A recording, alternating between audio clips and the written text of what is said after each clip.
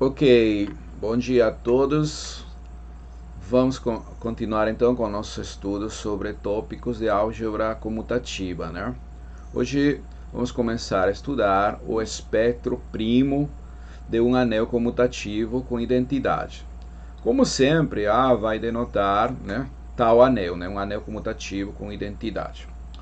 Ok, então o primeiro resultado que a gente vai revisar é sobre a existência de ideais primos, né?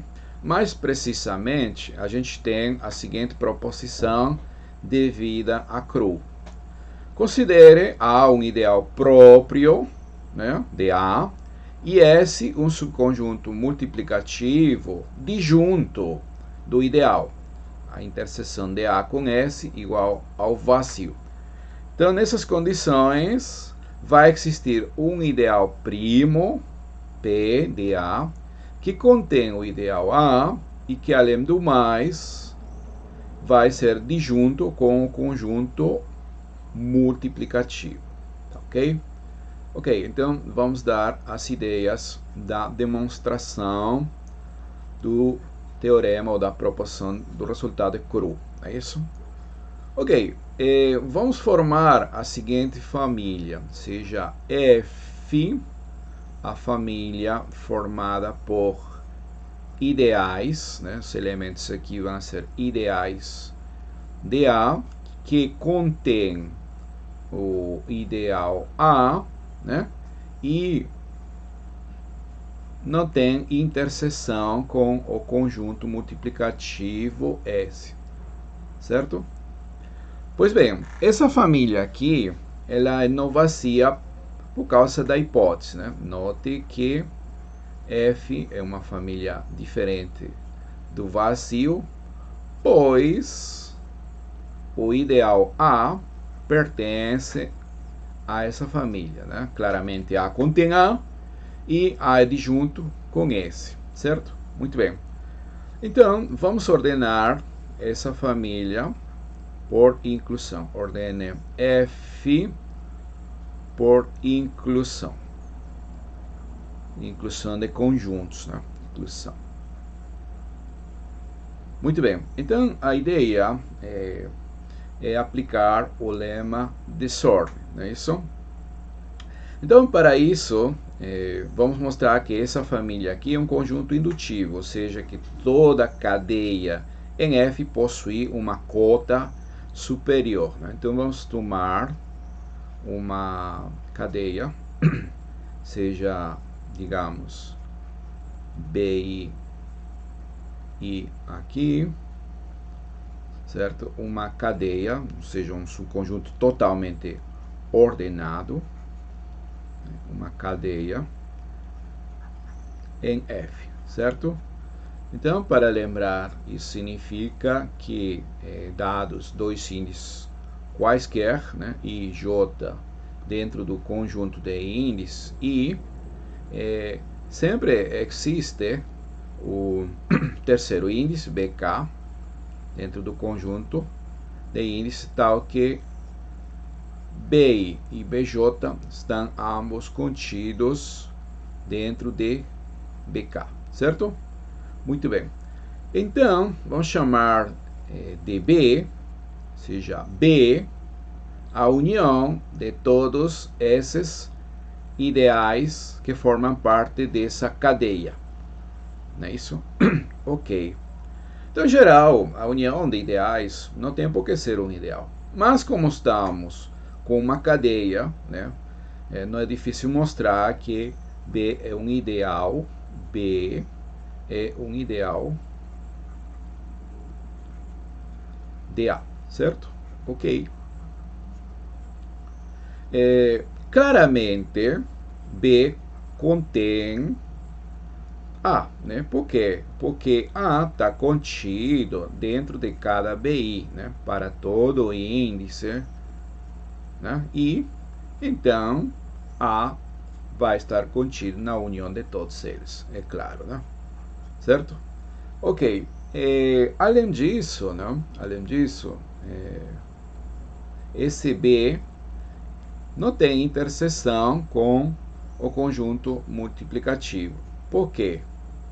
Pois, caso contrário, né, se existe, digamos, um elemento em comum, digamos um S que está na interseção, né, então, pelo fato de estar em B, esse S tem que estar em algum BI, né, para algum índice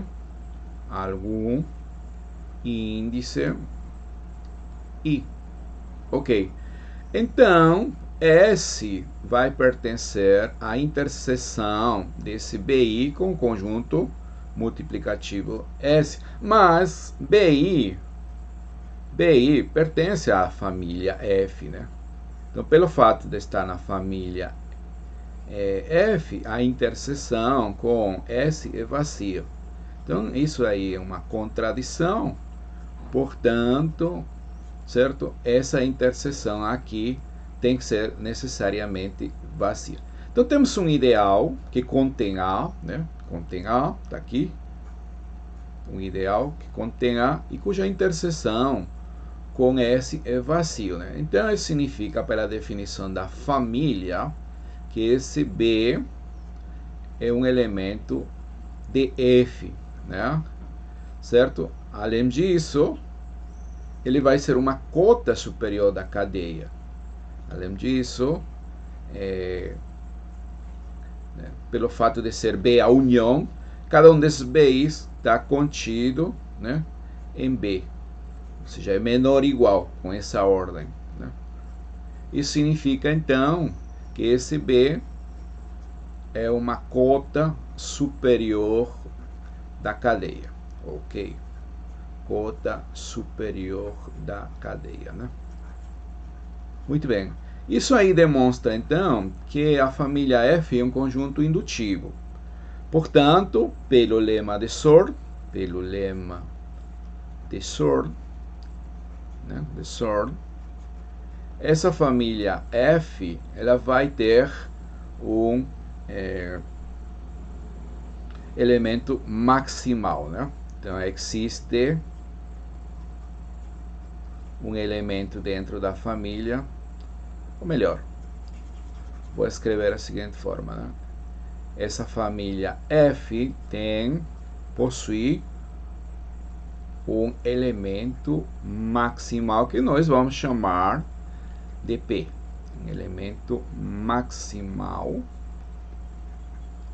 certo? Um elemento maximal P. Ok? Muito bem. Então, pelo fato de pertencer, né, este cara aqui pertence à família F, né? Então, ele vai ser já um ideal, né? Ele é um ideal de A. Outra coisa é que P vai conter A, né? Satisfaz as condições que caracterizam a família F. E outra coisa aqui é que P vai ser disjunto com o conjunto multiplicativo, certo? Muito bem. Então, em particular, 1 não pode pertencer a P. 1 não pertence a P, já que 1 está em S, né? 1 sempre pertence ao conjunto multiplicativo por definição, né? Conjunto é multiplicativo, um subconjunto de A é multiplicativo, se 1 pertence e é fechado com relação ao produto, né? Então, como essa interseção é vazia, 1 não pode pertencer a P. Então, como a unidade não pertence a P, certo? Isso implica que P é um ideal próprio, né? É um ideal próprio, certo? Muito bem. Então, temos assim um ideal próprio, né, que contém A e é um elemento maximal da família F. Pois bem, esse P vai ser o ideal primo que a gente está procurando. Então, para finalizar a demonstração, vamos afirmar que P é primo, certo? P é um ideal primo. Ideal primo de A. Pelo absurdo, suponhamos que P não é um ideal primo.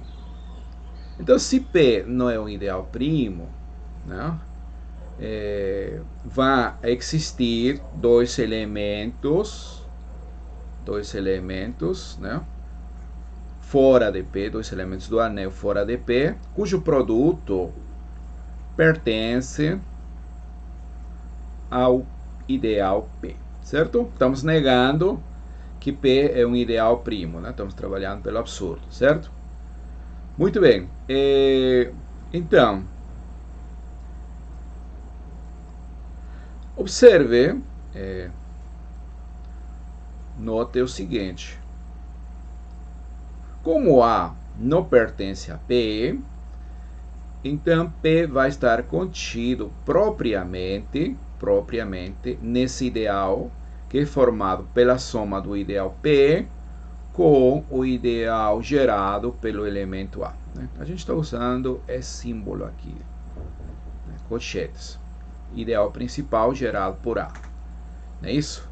E da mesma forma, P vai estar contido propriamente no ideal soma de P com o ideal principal gerado por esse elemento B, já que ambos ficam fora de P. Então, A pertence a esse ideal, mas não pertence a P. Então, essa inclusão é própria. Da mesma forma, essa outra. Certo? Sendo que P é um elemento maximal, este elemento maximal da família F, e você tem dois ideais, né, certo, que contém propriamente P, então eles não podem pertencer à família, certo? Então, vamos anotar aqui. Então, P mais A não pertence à família, certo? E P mais B não pertence à família, né? Ok, são ideais que contêm propriamente ao elemento maximal da família. Mas eles são ideais e contêm A. Então, não pertencer à família significa então que eles têm interseção com o conjunto multiplicativo, né? Então, esse tem que ser diferente do vazio. Vamos colocar aqui parênteses. E P mais... Eu estou usando colchetes, né? Desculpa aqui. Colchetes. Certo? Isso aqui é colchetes. Alguns usam parênteses, não tem problema. Não é isso? É porque, olha, os ideais que pertencem à família, certo? Eles têm duas condições, né? Contém A e a interseção com S é vazia, né? Então, no caso daqui, ele não pertence a F porque eles são maiores estritos, né, no sentido da inclusão, que o elemento maximal. Então, não pertence à família significa de que não satisfazem uma das condições que caracterizam essa família, mas eles já contêm A. Então, porque eles contêm a P, então já contém o ideal A. Então, a condição que não estão satisfazendo é a outra. Então, eles têm interseção com o conjunto multiplicativo. Certo? Então, isso significa, né, da primeira condição aqui, significa então que vai existir um elemento comum a S e aqui, né? Então, vai existir, vamos chamar um S, né, que pertence a conjunto multiplicativo, tal que S também pertence a essa soma aqui. Então, se pertence a essa soma aqui, ele pode ser escrito, aqui, colchete novamente, né, colchete. Vai ser escrito como um elemento, vou chamar de R1, um elemento de P, mais um múltiplo de A, digamos um alfa 1 vezes A, certo? Quem são esses caras? R1 é um elemento do ideal primo P, e esse alfa 1 é um elemento do anel, correto? Perfeito. Da mesma forma, né, por causa dessa segunda interseção, vai existir um elemento dentro do conjunto multiplicativo, tal que T possa ser escrito como um elemento dessa soma. Então, ele vai ter a cara R2 mais alfa 2 B, né? onde R2 é um elemento de P e alfa 2 é um elemento do anel. Correto? Muito bem. Se a gente multiplica S por T, como S fechado com relação ao produto, esse produto vai pertencer a S, né? Então, multiplicando, a gente vai ter ST, que obviamente vai pertencer a S, por um lado, e pela forma, né, deles, esse produto vai ser igual ao quê? Ó?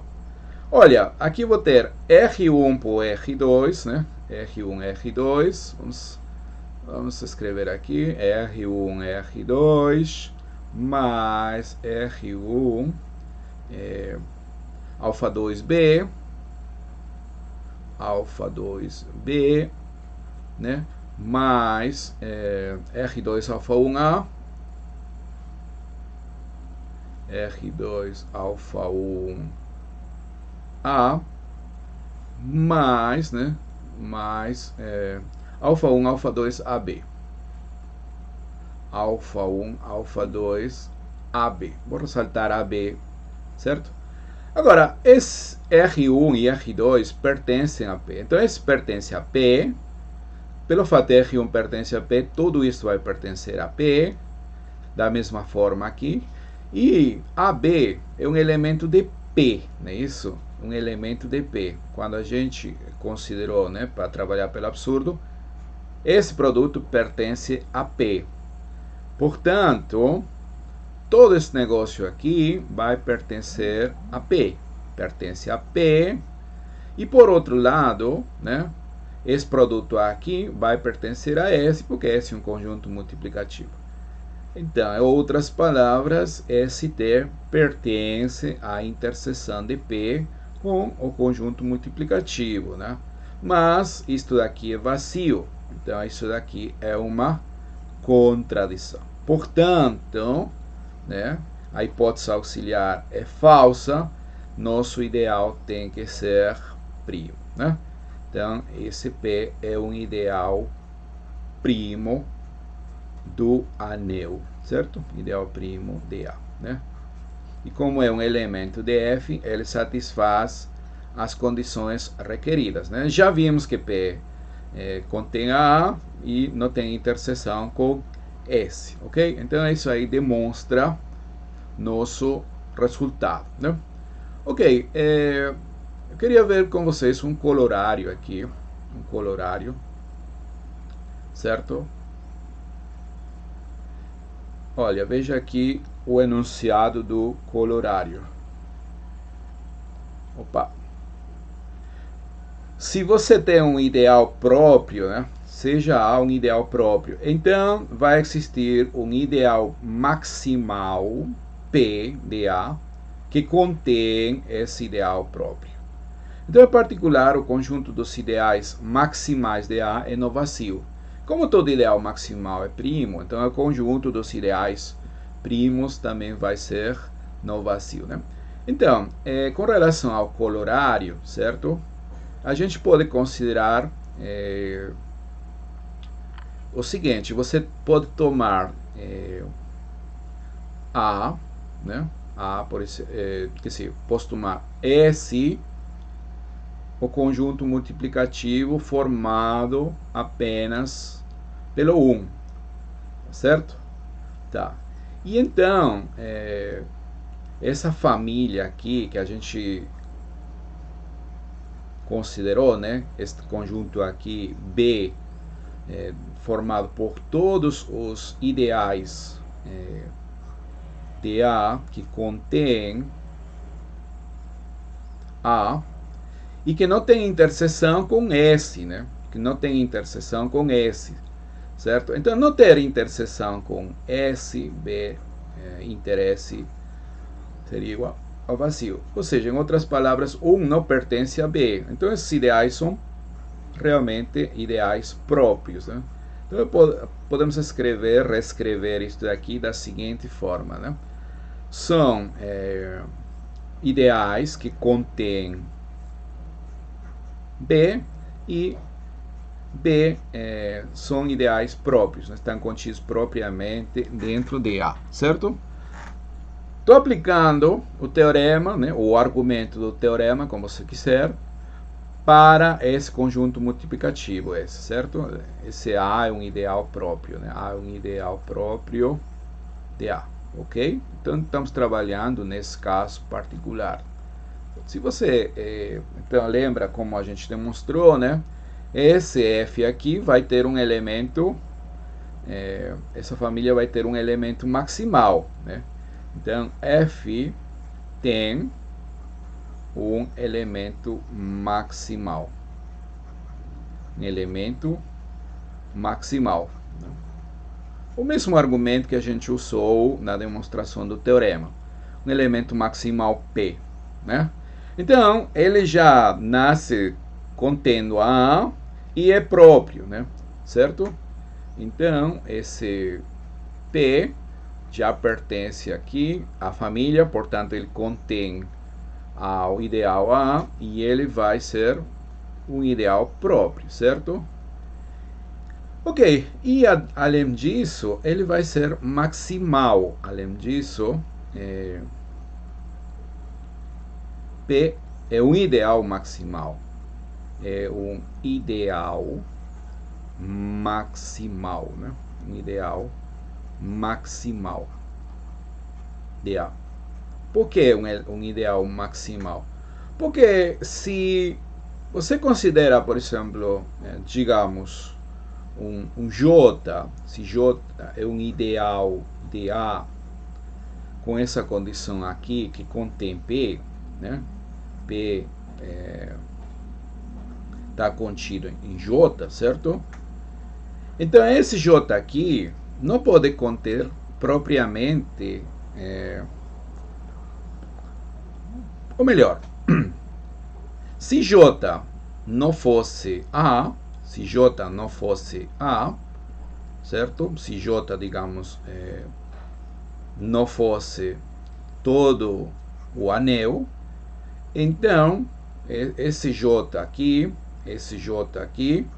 seria um elemento da família, né? Seria, por quê? Porque os elementos da família, né? Os elementos dessa família aqui são precisamente caras dessa forma, né? São ideais próprios que contêm A. Já que nosso J já contém a P e P já contém A, então esse cara vai pertencer à família, não é isso? Mas sendo P um elemento maximal da família e contido em J, então necessariamente J tem que ser igual a esse P. Correto? Portanto, esse P é um ideal maximal, certo? Perfeito. E agora, por que o conjunto dos ideais maximais é no vazio, né? Em particular, está dizendo, o conjunto dos ideais maximais de A é no vazio. A segunda afirmação, a última afirmação de nosso colorário, né? Porque basta tomar o ideal zero, né? Particular, se você considera o particular, se você considera o ideal zero, né? O ideal zero, certo? Então, a afirmação anterior garante que existe um ideal maximal que contém a este daqui. Como estamos trabalhando com anéis que são não nulos, né? Então este daqui vai ser próprio. Por favor, isso é importante, né? Estamos considerando essa condição aqui, certo? Então existe um ideal maximal, certo? É somente aplicar o colorário anterior, já que garante a existência de um ideal maximal que contém A, certo? Como contém a zero, então existe um ideal maximal. Muito bem. O conjunto formado por todos os ideais primos vai ser denotado dessa forma, spec de A, tá? E vai ser chamado espectro primo, né? E o conjunto formado por todos os ideais maximais a gente vai denotar dessa forma, né? Então, com relação às notações, vamos escrever aqui notações, né? isto aqui vai denotar conjunto formado por todos os ideais primos, né? Então, P é um ideal de A, tal que P é um ideal primo, né? P é um ideal primo, né? Um ideal primo de A, certo? E esse conjunto aqui vai ser chamado de espectro primo, né? Espectro primo. E por outro lado, né, um subconjunto do espectro de A vai ser o conjunto formado por ideais maximais, né? Então, M subconjuntos de A, tal que M é um ideal maximal, maximal de A. Isso? Ok, como todo ideal maximal é um ideal primo, né? Então a gente vai ter que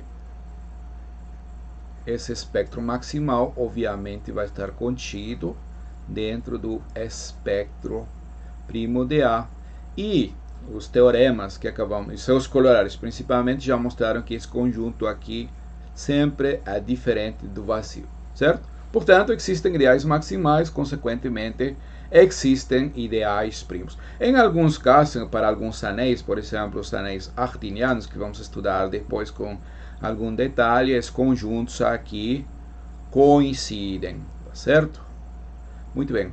Mas antes de entrar a ver exemplos, né, eu queria estudar o espectro de um anel de frações, né, aproveitando a teoria que a gente estudou nas aulas passadas, certo?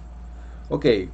Então, considere S um subconjunto multiplicativo de A, certo?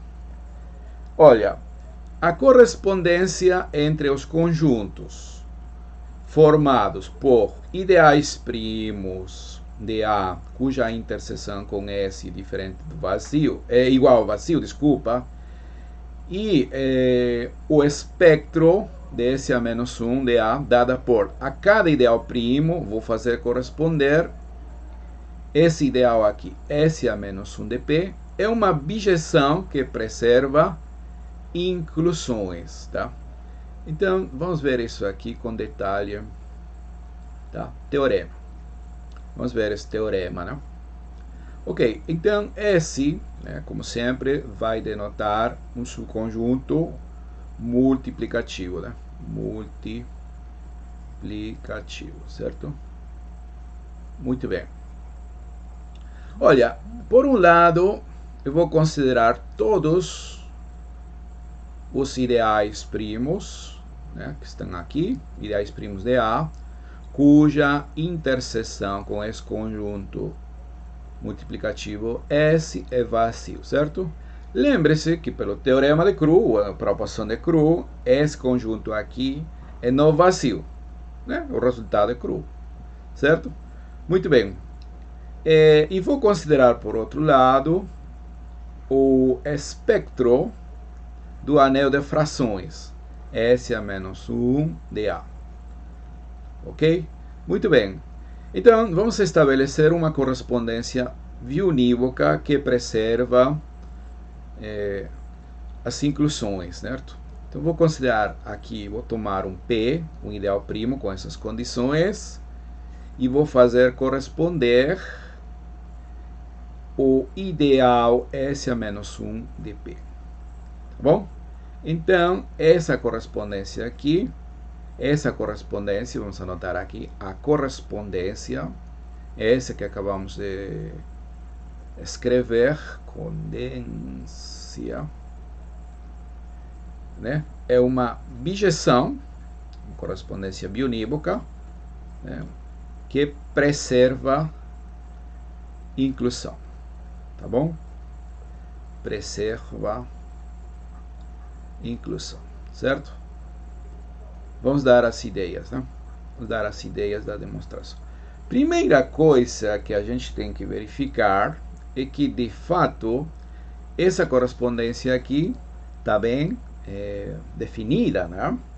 Olha, aqui a gente vai tomar um ideal primo, né, cuja interseção com S igual a vazio. Perfeito. Nós sabemos, pela aula passada, que isto aqui vai ser um ideal, né? Isto aqui vai ser um ideal desse A menos 1dA, desse anel de frações. Mas a pergunta é, por que esse ideal é primo? Certo? Muito bem. Ok, então, antes de... né, vamos observar o seguinte. Isto aqui é um ideal. Este aqui já é um ideal. Perfeito. Mas por que ele é um ideal primo? Não é isso? Esse é menos 1dA. Né? Então, para demonstrar isso, vou mostrar que o quociente é um domínio de integridade, certo? Tá. E então a gente vai aplicar um teorema que estabelece o comportamento do anel de frações com relação aos quocientes, né? Então, digamos que π representa a projeção canônica, certo? AP, né? Então, este aqui vai ser representado por π, certo? Muito bem. Vamos chamar de T, seja T, né, a imagem desse conjunto multiplicativo, certo? Então, esse daqui vai ser um conjunto multiplicativo, mas ainda, pelo demonstrado na aula anterior, existe um isomorfismo canônico, né, entre esse quociente e essa localização aqui, ó, TA menos 1, localização do quociente. Tá ok? Localização do quociente. Perfeito? Muito bem. Ok. Né? Isso aqui a gente estudou foi o último teorema da aula passada, né? Isso. Aula passada. Agora, observa o seguinte. Como P é um ideal primo, então esse quociente aqui é um domínio, né? Esse cara aqui é um domínio de integridade, certo? Então é o seguinte, vamos ver aqui. Esse cara é um domínio de integridade, não é isso? É um domínio de integridade. Domínio de integridade. Então, como é um domínio de integridade, seu anel total de frações coincide com seu corpo de frações, né? Domínio de integridade. Integridade, certo? Então, a gente tem o anel total de frações, que vai ser o corpo de frações, né? Vamos dizer assim, CF, corpo de frações de AP, né? Nesse caso aqui, uma injeção, certo? Isto aqui não é outra coisa que a localização de AP com relação ao conjunto formado por todos os elementos diferentes de zero, né? Por todos os elementos diferentes de zero. Agora, veja bem aqui, ó, veja bem. Este conjunto aqui, certo? PS, né? Ele vai estar formado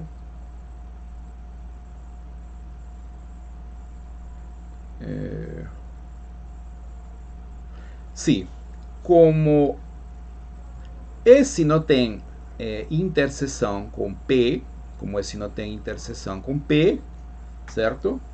Então, dentro de PS moram elementos diferentes de zero. As classes módulo P são todas diferentes de zero.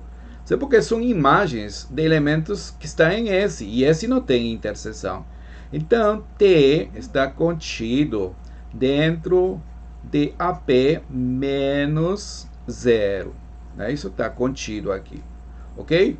Então, se isso acontece, né, a gente viu na aula passada, né, considerando aqui essa localização, então, TA menos 1, certo? Que se este daqui, esse T aqui, um subconjunto multiplicativo dentro dos dos não divisores de zero, que no caso aqui são todos os elementos do domínio menos zero. Então, esse mapa canônico, né, é uma injeção. Em outras palavras, isto aqui está contido dentro do corpo de frações, certo? Isto aqui também, né, está contido, né? Ok? Então, como este daqui é um corpo, e este daqui está com um subanel dentro de um corpo, então necessariamente ele vai ter que ser um domínio de integridade. Então, este daqui é um domínio de integridade, né? É um domínio de integridade. Perfeito? Portanto, se este daqui é isomorfo, isto também vai ser um domínio de integridade, né? Ok? Então, esse quociente, S menos 1, A quocientado, S menos 1, P é um domínio de integridade. E se é um domínio de integridade, significa então que S a menos 1 de P é um ideal primo do anel de frações, certo? Ou de outra forma, ou escrito de outra forma, é um elemento do espectro primo de S a menos 1 de A. Perfeito? Então, voltando à nossa correspondência, né? Então, como função, ela está bem definida, certo? Está bem definida já. Muito bem. Mas eu quero provar, né, que ela é uma bijeção, certo? Que ela é, de fato, uma bijeção. E, além disso, quero provar que ela vai preservar as inclusões. Vamos provar que ela preserva inclusões. Vou chamar a esse mapa de φ, certo? Então, vamos anotar por aqui. Então, a gente tem esse mapa, né? Vamos lembrar aqui, o mapa φ. Temos, então, os ideais primos de A, cuja interseção com S é vazia, certo? E aqui temos o espectro primo da localização, né? Qual é a correspondência? Isto aqui, cada P, estamos fazendo corresponder esse ideal primo, né? Está bem definido agora, certo? Então, primeira afirmação, φ preserva inclusões, certo? Preserva as inclusões, tá? De fato, o que significa isso? Se você considera dois ideais primos no primeiro conjunto, né, certo? Digamos, olha, eu vou chamar esse conjunto aqui, para não estar anotando, né? Eu vou chamar esse conjunto aqui do conjunto, deixa eu ver, M. Então, digamos, se P1 e P2 são elementos de M, tais que P1 está contido em P2, né? Então, vou querer mostrar que a imagem de P1 via φ está contido na imagem, né, de P2 via φ. Φ em P1 está contido em, certo? Em φ de P2. Ok, então vou tomar um elemento aqui em S a menos 1 de P1, certo? Se esse cara aqui, AS, pertence a S a menos 1 de P1, né? Isso significa, né, que esse numerador multiplicado por algum elemento do conjunto multiplicativo pertence a P1. Então, T vezes A pertence a P1, né, para algum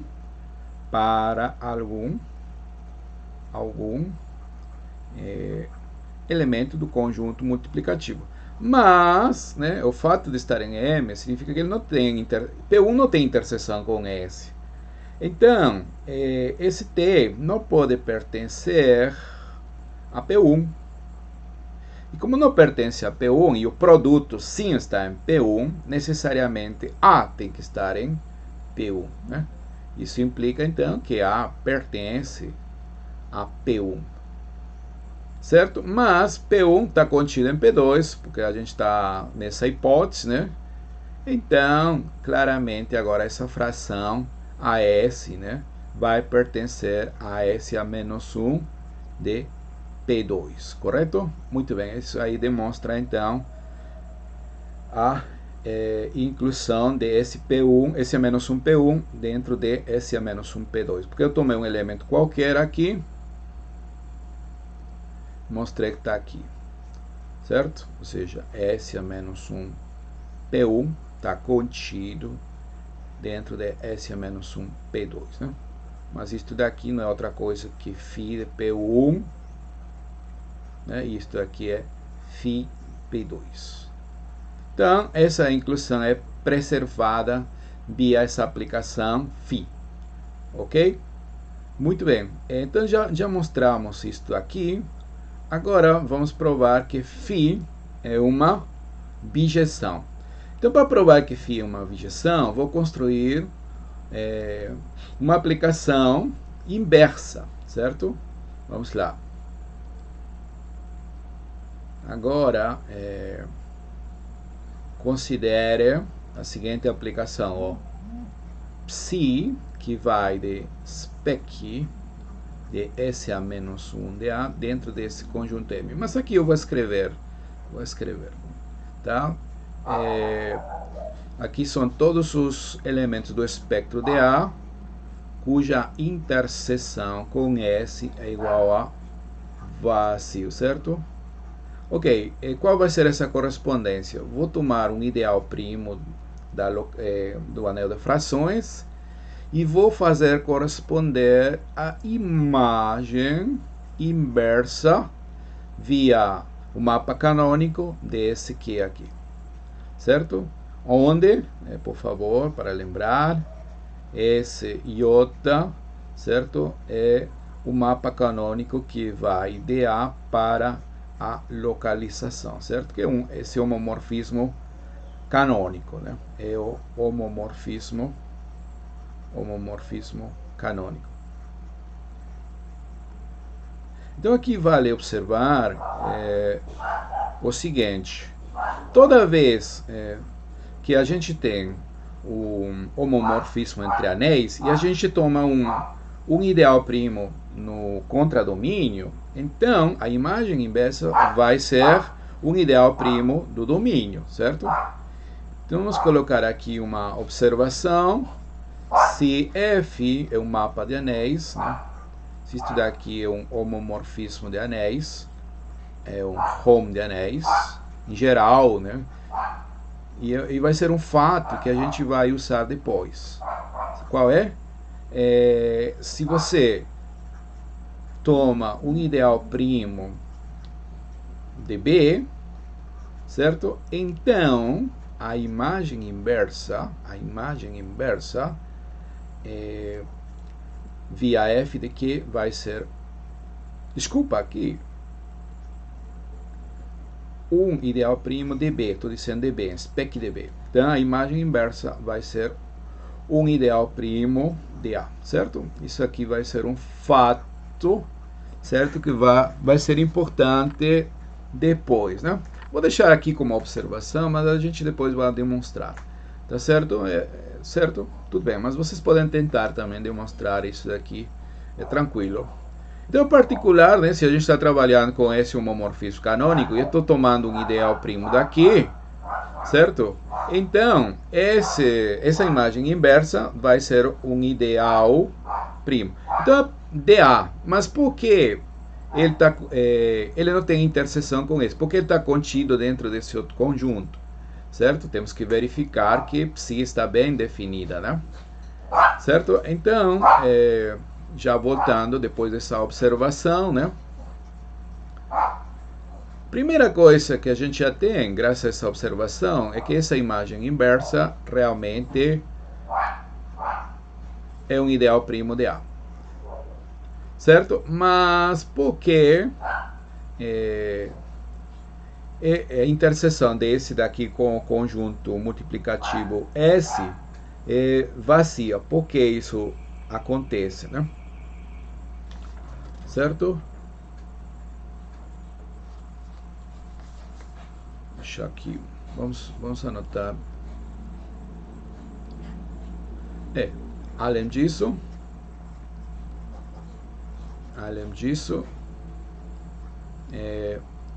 J-1 que inter S é igual ao vazio, né? Por quê? Caso contrário, né? Se existe, digamos, um S, um elemento em comum, né? Que está dentro de J-1 que inter S, certo? Então, pelo fato de estar em J-1 de S, JDS vai pertencer a quê? Mas quem é JDS? JDS é este daqui, S1, né? S1. Este daqui estaria em quê? Mas nós sabemos que esses caras aqui são unidades. Esses caras aqui são unidades. Este daqui é unidade, né? Unidade do anel de frações, né? Do anel de frações. Então significaria que esse Q, se já tem uma unidade, então esse Q vai ser todo o anel de frações. Certo? Isso aí não pode acontecer. Certo? Muito bem. Portanto, esse mapa psi realmente, cadê? Esse mapa psi está bem definido. Correto? E agora a afirmação é que ele é a inversa do mapa φ. E para isso a gente vai fazer as... era aqui, né? Certo. Agora sim, vamos fazer as composições, né? Vamos fazer a composição de φ composta com psi, certo? Com psi.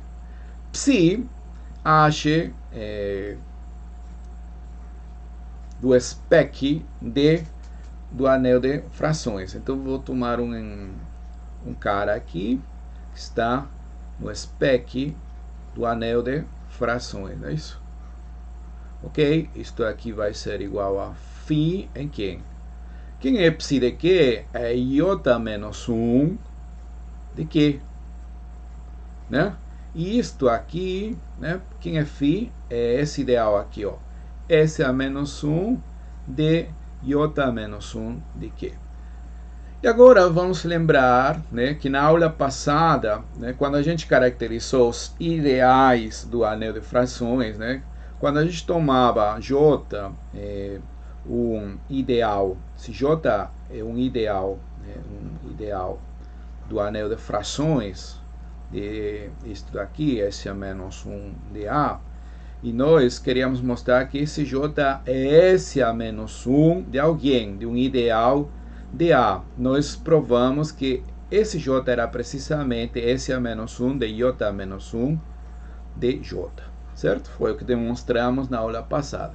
Então, por causa disso, essa relação aqui é igual a Q. Tá bom? Perfeito. Então, essa composição aí é a identidade dentro do spec de SA-1 de A. Por outro lado, se a gente faz a composição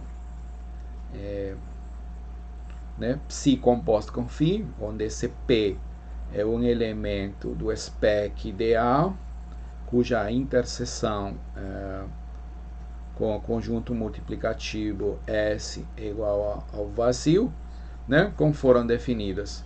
Bom, isso aqui vai ser psi em φ de P. Quem é φ de P? Φ de P é SA-1 de P, né? Correto? E psi de SA-1 de P vai ser J-1, certo? J-1 de SA-1 de P, certo? Bom, e não é difícil ver que isto aqui realmente é igual a P. Esse resultado aqui vai ser igual a P, né? Por que isso aí é verdade? Olha, vamos ver rapidamente essa primeira inclusão aqui, por exemplo, né? Se a gente toma um elemento R em J menos 1 de S a menos 1P, então significa que J de R, ou seja, R, essa fração aqui, R1, pertence a S a menos 1P. Pelo fato de estar nesse ideal aqui, já vimos na aula passada que isso significa então que o produto de R por algum elemento do conjunto multiplicativo, digamos T, pertence a P, né? Onde esse T para algum T do conjunto multiplicativo, né? Para algum T que está no conjunto multiplicativo. Mas esse conjunto multiplicativo é disjunto com P. É disjunto com P. Então, se é disjunto com P e esse produto está em P, certo? Pelo fato de P ser um ideal primo, significa então que R pertence a P. Certo? Eu tomei um elemento qualquer aqui e estou mostrando que está em P. Certo? E a outra inclusão também é fácil ver, né? Se R pertence a P, né? Então J de R, que é o R1, né? Vai estar, obviamente, em S a menos 1 de P, né? Porque já o próprio numerador pertence a P, então toda essa fração está aqui. E se isso acontece, então R está dentro de J menos 1, S a menos 1 de P. Perfeito, então. Portanto, realmente funciona o que a gente queria, né? Que essa composição também é a identidade dentro desse conjunto. Perfeito. Isso aí demonstra então que φ é uma bijeção. Portanto, φ é uma bijeção. Isso aí demonstra nosso teorema, porque já mostramos que ela é uma bijeção que preserva as inclusões, né? Agora, vamos ver queria ver os casos particulares, né, que são de nosso interesse, certo? Vamos ver alguns casos particulares, né? Casos particulares. Olha, o primeiro conjunto multiplicativo que a gente considerou e que é importante para nosso estudo é o conjunto formado pelas potências não negativas de um elemento do anel, né? Então você vai considerar esse conjunto multiplicativo, né? 1F, F quadrado, né? Todas essas potências não negativas, certo? Muito bem. Então, pelo que acabamos de demonstrar, existe uma correspondência entre o conjunto dos ideais primos de A, cuja interseção com S é vazio.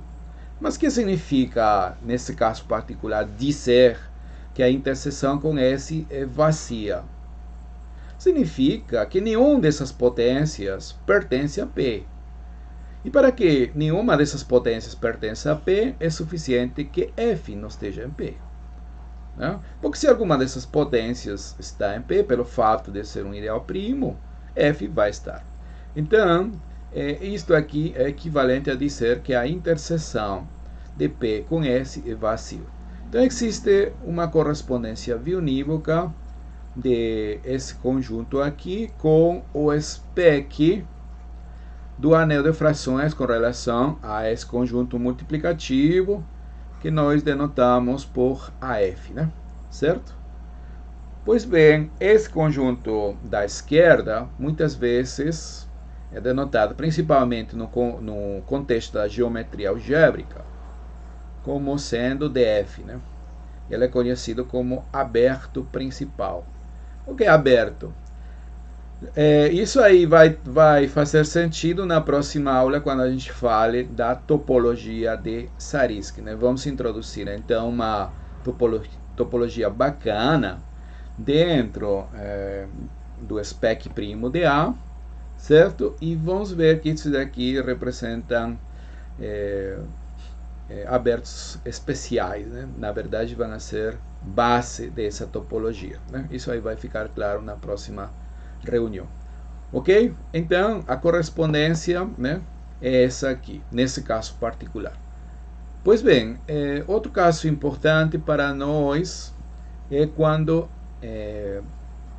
S é o complementar de um ideal primo. Então, seja P o ideal primo, né, de A, seja P um ideal primo de A, e você vai considerar S o complementar de A, de P, desculpa, certo? Esse aí, né? Ok. Então, por um lado aqui, vou ter os ideais primos, agora sim, vou chamar de Q agora, né? Ideais primos de A, cuja interseção, né? Aqui, vou escrever, Q inter S aqui é vazio, né? Existe essa correspondência biunívoca com o spec do anel de frações com relação a esse conjunto multiplicativo. Mas como aqui é o complementar, esse anel de complementar de um ideal primo, esse anel de frações não é outra coisa que a localização do anel P. Isso, ou seja, esse é menos 1 de A, para lembrar, é o AP, a localização do anel P. E justamente uma das perguntas é por que se chama localização, né? Qual é o significado disso? Tá, já vamos ver. Olha, o que significa dizer que Q intersecado com S, sendo S complementar de P, é vazio, certo? Ou seja, Q não tem nada em comum, certo, com o complementar de P. Então, isto aqui pode ser reescrito da seguinte forma, né? Para isso acontecer, esse Q tem que estar contido em P. Não é isso? Para ele não ter nada em comum com seu complementar, porque Q está contido em P, né? Perfeito. Então, existe uma correspondência biunívoca, né? Entre esse conjunto aqui da esquerda e o spec da localização, né? Qual é? A cada Q fazemos corresponder S a menos 1 de Q, certo? Sabemos que isto daqui é uma correspondência biunívoca, não é isso? Ok, então, como são os ideais primos de AP, eles são localizações, certo? De quem? De ideais primos de A contidos em P. Sim, outra coisa, no lugar da gente escrever dessa forma aqui, S a menos 1 Q, é costume escrever usando já essa notação aqui, né? Essa notação aqui. Então seria QP, certo? QP, então, simplesmente é a notação para esse ideal aqui, a localização desse ideal aqui, correto? Muito bem. A afirmação que a gente vai fazer agora, né, realmente seria o enunciado desse colorário aqui, né? Olha, esse colorário aqui, para finalizar nossa aula de hoje.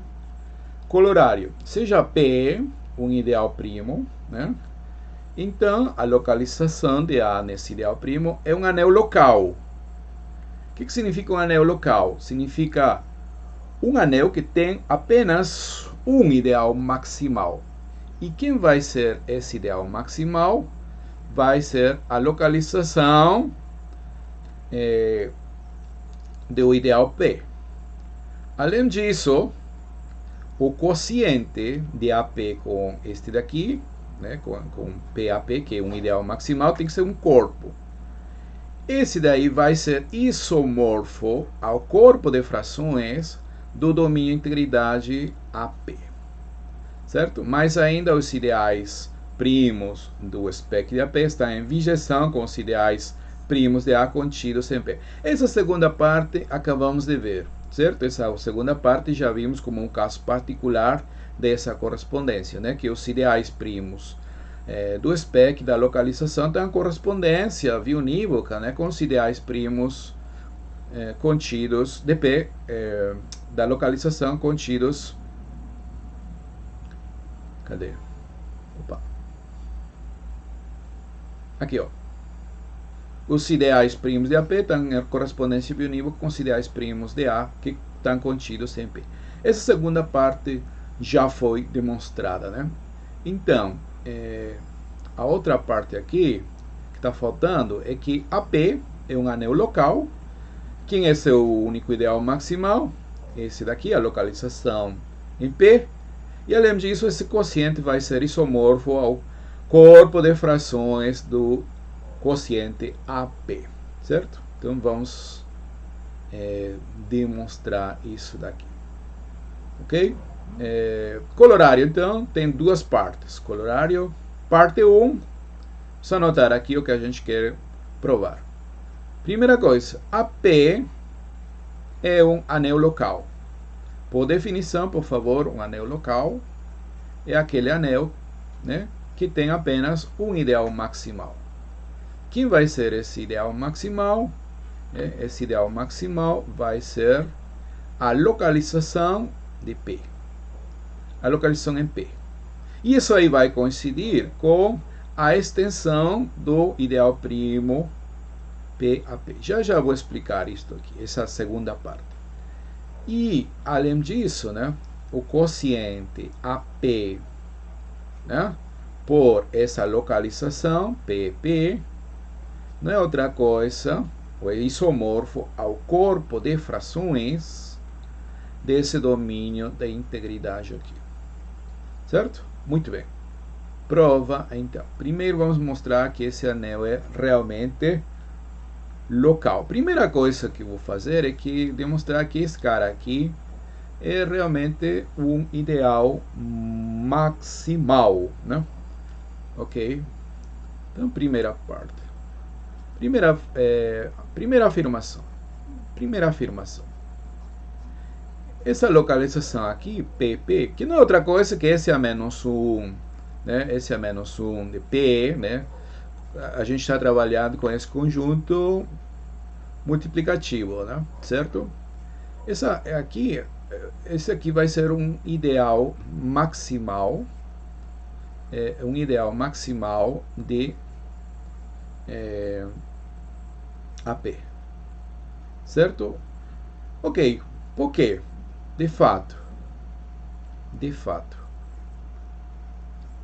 olha, se a gente faz o quociente, ou calcula o quociente AP com esse PP, né, que não é outra coisa que esse é menos 1 de P, certo? Isto aqui tem que ser isomorfo a uma localização. Por quê? Veja bem o seguinte. Olha, aqui a gente tem A, aqui temos o quociente de A em P, e vamos chamar a essa projeção canônica de π, certo? Já vimos na aula passada, no último teorema, né, certo? Que foi usado inclusive hoje, né, que existe um bom comportamento das localizações do anel de frações com relação ao quociente, certo? No seguinte sentido, né? Se você chama de T a imagem do conjunto multiplicativo, nesse caso, quem é o conjunto multiplicativo? Esse daqui, A menos P, certo? Então, existe uma bijeção entre esse anel quociente, né, e esse anel de frações, T a menos 1, desse anel aqui. Perfeito? Muito bem, mas como esse é igual a todo complementar de P, aqui estão todos os elementos que ficam fora de P. Todos os elementos que ficam fora de P. Então aqui você vai considerar as classes de elementos que não pertencem, módulo P, que não pertencem a P. Então, obviamente, aqui vão estar todos os elementos desse quociente menos o zero, certo? Isso aí vai ser claro. Agora, esse conjunto T, então, vai ser todo esse domínio. Esse cara aqui é um domínio, né? Porque P é primo, certo? Domínio, beleza? E aqui, esse T é o domínio menos o zero. Então, se você localiza, isto aqui não é outra coisa que o corpo de frações desse domínio, tá? O corpo de frações desse domínio. Porque justamente o corpo de frações de um domínio é o que? Localizar ou calcular. Localizar, não calcular o anel de frações com relação ao anel total, né? Então, todos os não divisores de zero. Então, vão ser todos os elementos do domínio menos o zero. Perfeito. Então, esse isomorfismo mostra que esse quociente do lado esquerdo também vai ser um corpo, né? Então, esse cara aqui também tem que ser um corpo, né? Esse aqui é um corpo, também é um corpo, né? Porque isomorfo ao corpo de frações, inclusive vamos guardar essa informação. Em particular, então, PAP é um ideal maximal. Em nossa anotação, pertence ao espectro maximal de AP, certo? Muito bem. Agora, vamos demonstrar que ele é o único maximal, certo? Já mostramos que é maximal, mas agora eu quero mostrar que é o único maximal, certo? Ele é o único maximal, né? Quer dizer, o maximal, espectro primo maximal de AP se reduz a isto aqui, PAP. Certo? Muito bem. De fato, né? Então, vamos pegar agora um ideal maximal e mostrar que ele realmente é igual a isto aqui. Então, considere um ideal maximal, seja eta, um ideal maximal qualquer, certo? De AP, né? Ok, como ele é um ideal, né? Então, esse eta vai ter que ser da forma S a menos 1, S a menos 1 de alguém, né? De algum ideal, por causa dessa correspondência aqui, deixa eu colocar aqui, certo? Olha, como esse ideal maximal, ele tem que ser então dessa forma, né? S a menos 1 de aqui. Para algum ideal, ele é primo. Sendo maximal, ele é primo. Então, ele vai ser a localização de algum ideal primo, certo? De algum ideal primo aqui. Mas os ideais primos, nesse conjunto aqui, estão todos os ideais primos que estão contidos em P. Correto? Então, por causa da correspondência, ele tem que ser a localização, né, de algum ideal primo contido em P. Para, este aqui não é outra coisa que isto aqui, por favor. Certo? Para algum ideal que é do conjunto da esquerda. Então, ideal primo de A contido em P. Certo. Agora, lembram daquela correspondência que preserva inclusões? Então, se a gente aplica φ a Q, φ a P, seria S a menos 1 de Q, ou seja, a localização que em P vai estar contido nessa localização aqui.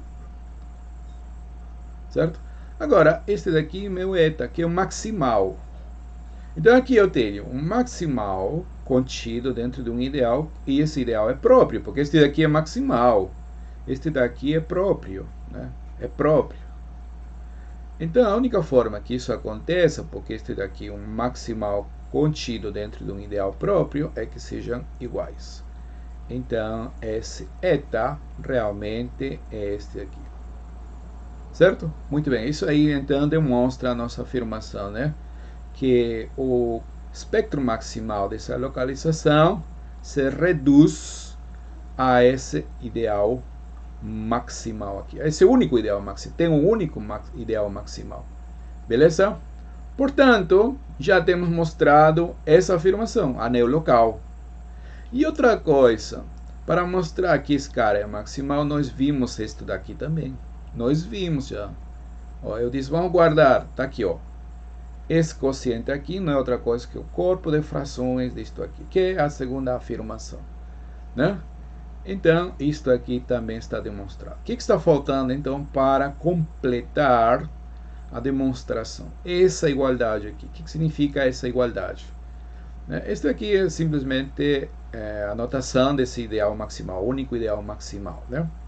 Certo?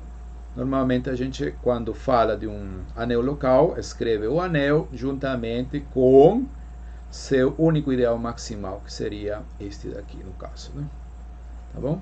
Muito bem. Então está faltando isto aqui. O que é isto aqui? PAP, né? PAP. Então, finalmente, né? Vamos deixar claro o que é isto daqui. Finalmente, o que significa isto aqui? O que é isto? PAP. Isto aqui é a extensão do ideal primo P. Como assim? Se você considere o mapa canônico de localização, né? Certo? Ok. Então, os homomorfismos de anéis têm a propriedade que imagens inversas de ideais daqui são ideais daqui, mas imagens diretas não. Tá? Então, iota de P, a imagem direta, não necessariamente é um ideal daqui. Então, você pode considerar, então, o gerado por esse conjunto aqui. Ele é um subconjunto apenas. Então, por definição, PAP não é outra coisa, né, que o gerado aqui dessa imagem direta. Beleza? Tá, beleza. Então, o que significa? Como é um elemento aqui, então? Se X é um cara aqui, né? Um cara aqui, né? Isso aqui é definição, isto aqui, tá bom? E chama extensão via iota do ideal primo, tá bom? Extensão. Muito bem. Então, como ele, por definição, é o gerado desse conjunto, né? Isso significa, então, que ele vai ser uma combinação finita da seguinte forma, né? X vai ser elementos, uma soma finita de elementos aqui multiplicado por alguns elementos daqui. Então você vai ter aqui, digamos, uns A1, S1 vezes R1, T1, né? Mais AK, SK vezes RK, TK, certo? Onde esses caras, estes daqui, vamos anotar aqui melhor, os AI, SI, dentro dessa soma finita, são elementos da localização, né? E esses R e TI são elementos... desculpa, eles têm que estar aqui, né? Em iota de P. Tá. Então, se vai estar em iota de P, eles têm uma forma mais simples, por favor, tá? Desculpem aqui. Como está em iota de P, eles vão ter a seguinte forma. Eles vão ser da forma R1S1, né? R1S1. Aqui, ó. R1, 1. Está em iota de P. K1, certo? Esse tipo de frações, tá bom? Isto aqui, né? Elementos de iota de P, certo? E o que significa que sejam elementos de iota de P? Bom, que existe TI, digamos, TI do conjunto multiplicativo, certo? Existem com TI que multiplicado a RI pertencem a P. Mas como esses TIs não estão dentro do conjunto multiplicativo, que é o complementar, e esse produto vai estar, então é a mesma coisa que RI e estar. Então, simplesmente a gente escreve dessa forma. RI pertencem a P. Correto? É dessa forma realmente. Tá, muito bem. Ok, vamos demonstrar que, né, esse PAP realmente é o ideal maximal, né? É isto aqui. Certo? Bom, uma forma seria provar, por exemplo, que este daqui é um ideal próprio, e como é um ideal próprio, ele já estaria contido no maximal, que é único, e você já tem isso daqui, essa inclusão, né? Mas vamos provar de forma conjuntista, inclusive até para familiarizar-nos com esse tipo de construções, não é isso? Ok. Olha, se a gente dá um denominador comum aqui nessa soma, né? Denominador comum, por exemplo, você pode considerar S, vou tomar aqui melhor, vamos escrever, seja X, né? Essa soma que eu escrevi aqui, A1 S1, né? Então, A1 R1, A1 R1, né? S1 mais, não é isso? AK, RK, SK, né? Onde esse cara, se RIs, pertence a P. Elemento de PAP. Certo? Se você dá um denominador comum, digamos, S igual a S1, SK, certo? Então, esse X pode ser escrito como S, né? Denominador comum. E olha, veja, quando a gente faz essas multiplicações aqui, né? Essas multiplicações, como pelo menos em cada parcela aqui você tem um elemento de P, R são elementos de P, né? Então eles vão absorver. Então você vai ter um R com R em P. R em P. Certo? E esse obviamente pertence a P. Porque R, o numerador, já está, né, em P. Beleza? Certo?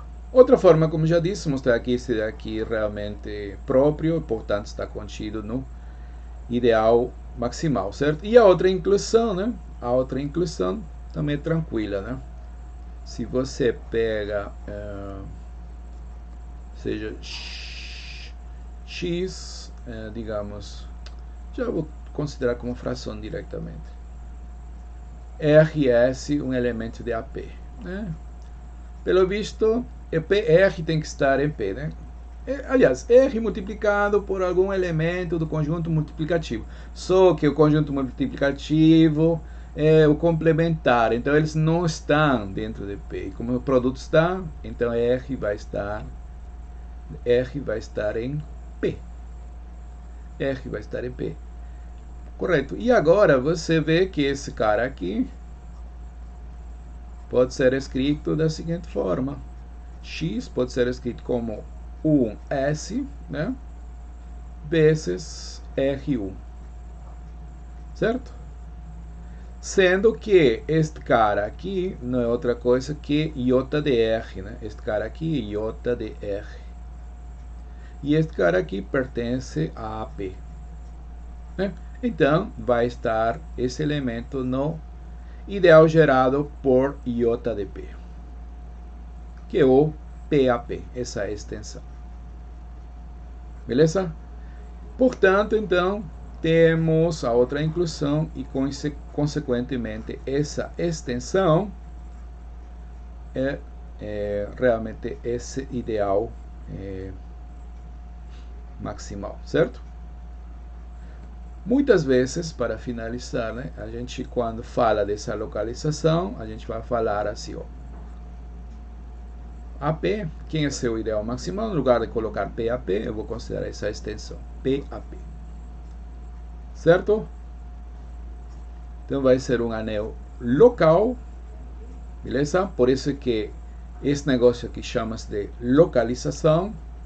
E mais ainda, né, se você quocienta AP com isto daqui, PAP, quando você tem um corpo local, aliás, quando você tem um anel local, né, um anel local, Esse quociente aí chama-se de corpo residual, né? Então esse aqui vai ser o corpo residual do anel local. E o teorema, o colorário, diz que esse corpo residual coincide, né, ou seja, é isomorfo ao corpo de frações de A quocientado com P. Certo? Muito bem. Isso aí, então, demonstra nosso colorário, tá? Bom, na próxima reunião a gente vai começar a estudar a topologia de Zariski do espectro primo de um anel comutativo com unidade. Então, vamos parar por aqui.